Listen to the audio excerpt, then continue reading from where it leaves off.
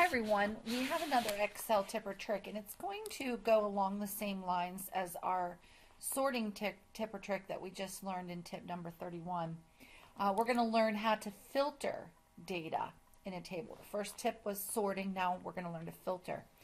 In your data tab, when you have your data ribbon, there is a filter button.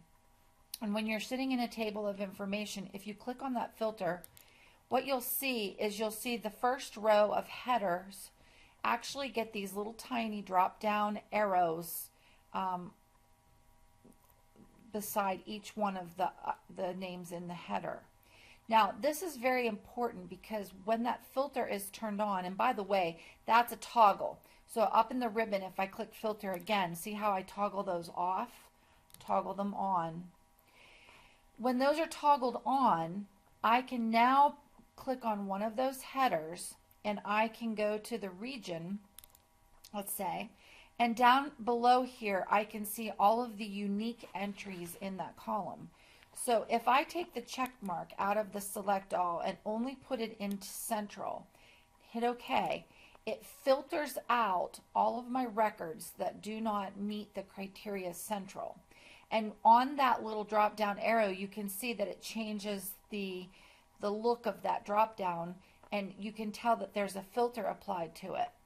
When there's a filter applied, all you have to do is go back and click on the select all to get all of your records back, and there they are.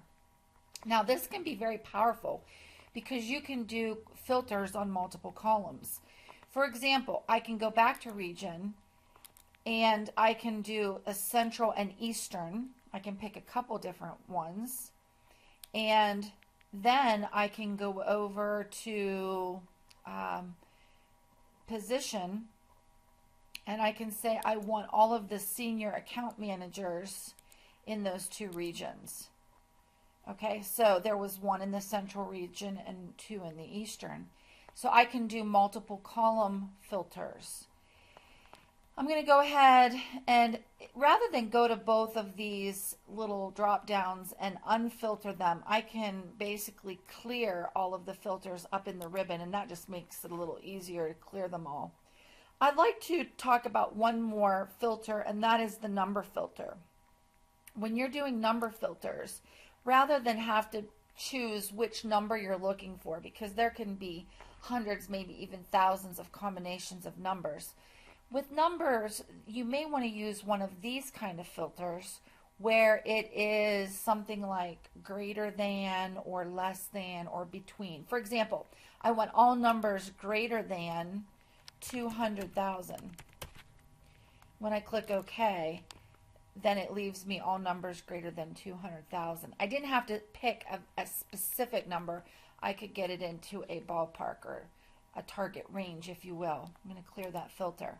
So there's just endless opportunities that you can use this to hone in on your data. And one of the things that I love to do when I'm filtering, and I use this all the time in Excel. For example, I'm going to go back to Central, Eastern.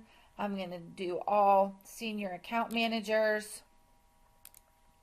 And we're going to say all senior account managers over 300,000, A sales greater than 300,000. I literally have 3 filters on this data, and I've honed in to find the specific data that I want.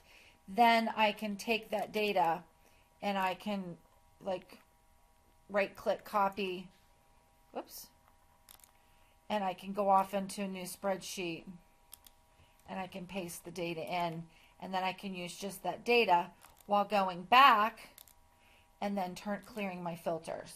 So that's just an awesome thing that I can pull data out, copy it, and then go back to the way it always was. Anyway, have fun with that. That's a great tip or trick.